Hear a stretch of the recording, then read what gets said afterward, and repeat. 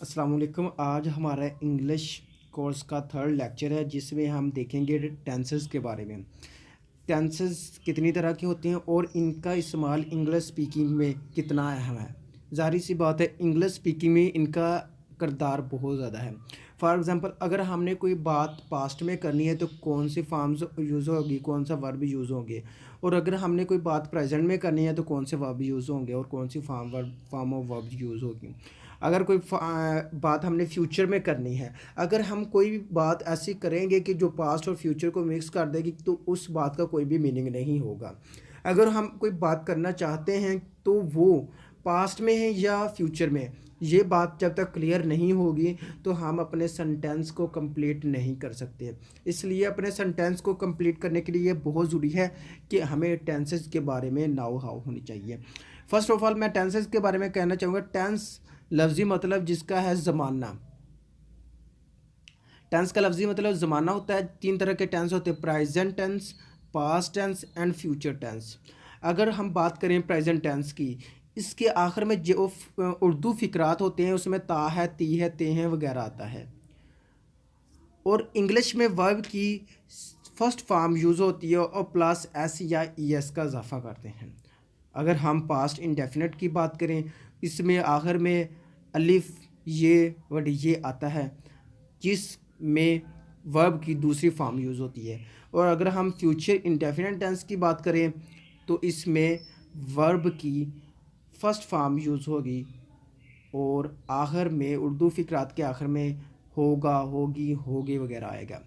For example, मैं खाता हूँ, I eat first tense present indefinite tense है। इसी तरह पास्ट इंडेफिनिट में बात करें, मैंने खाया, आई एट। मैं खाऊंगा, आई शैल ईट। तीन डिफरेंट टेंसेस का कंपैरिजन मैं कंप्लीट कर रहा हूँ: present, past, future. Present tense में हम कहते हैं कि ता है, ती है, कि मैंने वो काम कर रहा हूँ, करता रहा हूँ, ता है। और जो काम कर लिया जाए वो पास्ट में, और जो काम अभी करना है, पेंडिंग है, वो फ्यूचर में आएगा। हम थोड़ी सी एग्जांपल देखते हैं। हम खाते हैं, वी ईट। हमने खाया, वी एट। तुम खाते हो, यू ईट। तुमने खाया, यू एट। और अगर हम इसी तरह फ्यूचर में बात करें, तुम खाओगे, हम खाएंगे, we shall eat, you will eat.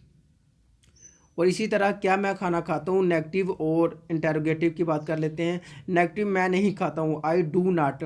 Not, do और डज नॉट का इजाफा करना है प्रेजेंट टेंस में, और पास्ट टेंस में डिड नॉट का इजाफा करना है। और फ्यूचर टेंस की अगर हम बात कर लें तो उसमें विल या शैल के साथ नॉट का इजाफा करना है। तो आज के हम लेक्चर में सिर्फ ये तीन टेंसेस ही करेंगे: present indefinite, past indefinite, future indefinite, ताकि हमें हमारा काम की शफलिंग ना हो और हमारे जहन से कोई भी बात स्किप ना हो जाए। इसलिए हम इसकी डिफरेंट एग्जांपल से देखेंगे और डिफरेंट पॉइंट ऑफ व्यू से देखेंगे कि अगर कोई बात मिसिंग हो रही है तो वो भी वाइंड अप हो सके। फॉर एग्ज़ाम्पल, क्या वो खाते हैं, क्या वो खाते हैं, ते हैं आ गया है और ये प्रेजेंट इंडेफिनिट टेंस है। डू दे ईट, क्या वो खाते हैं। नेक्स्ट बात करते हैं, क्या वो खाता है, वो, he she it they. He she it के साथ डज लगेगा और जमा के साथ डू लगेगा। वाहद के साथ डज लगेगा और जमा के साथ डू लगेगा। अगर हम डज का इस्तेमाल करेंगे एस या ई एस का इजाफा नहीं करेंगे। अगर हम डू का इस्तेमाल करेंगे तो एस या ई एस का इजाफा करेंगे। अगर डू दे ईट, ये तो जमा है, इसके साथ हम इजाफा नहीं करेंगे। दे डू नॉट ईट।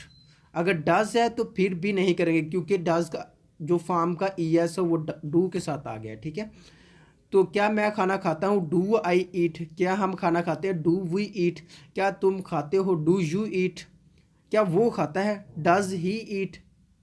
क्या वो खाते हैं, डू दे ईट। मैं नहीं खाता हूँ, नेगेटिव टेंसेस की बात कर ले हैं। आई डू नॉट ईट, हम नहीं खाते हैं, वी डू नॉट ईट। तुम नहीं खाते हो, you do not eat, as at extra. आप इस तरह की बेशुमार एग्जाम्पल बना सकते हैं। अगर हम पास्ट इंडेफिनिट की बात करें कि इसके आखिर में गुजरा हुआ ज़माना है, किसी भी गुजरे हुए दौर को पास्ट कहते हैं।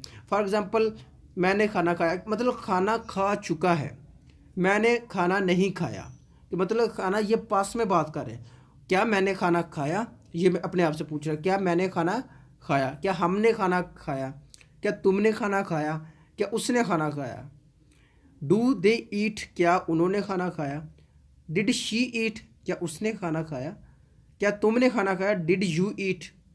इसमें जितने भी नेगेटिव और इंटेरोगेटिव के साथ डिड इस्तेमाल होगा और सिंपल सेंटेंस में वर्ब की दूसरी फॉर्म इस्तेमाल होगी, क्या उसने खाया, क्योंकि ये पास्ट है, पास्ट गुजरे हुए दौर को ज़ाहिर करता है, इसलिए इसमें वर्ब की second form of verb use होती है, जिससे ज़ाहिर होता है कि ये काम हैज़ बीन डन, ये काम हो चुका है।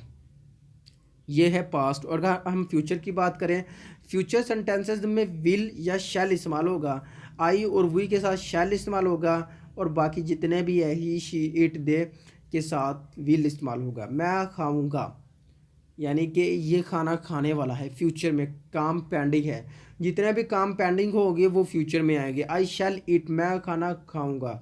हम खाना खाएंगे, वी शैल ईट। तुम खाओगे, यू विल ईट, वो खाएगा, ही विल ईट। वो खाएंगे, दे विल ईट। मैं नहीं खाऊंगा, आई शैल नॉट ईट। हम नहीं खाएंगे, वी शैल नॉट ईट। तुम नहीं खाओगे, यू विल नॉट ईट। वो नहीं खाएगा, ही विल नॉट ईट। ये नेगेटिव सेंटेंसेस और इंटेरोगेटिव सेंटेंसेस की बात करते हैं। क्या मैं खाऊंगा, शैल आई ईट, क्या हम खाएंगे, शैल वी ईट। क्या तुम खाओगे, विल यू ईट, क्या वो खाएगा, विल ही ईट। क्या वो खाएंगे, विल दे ईट।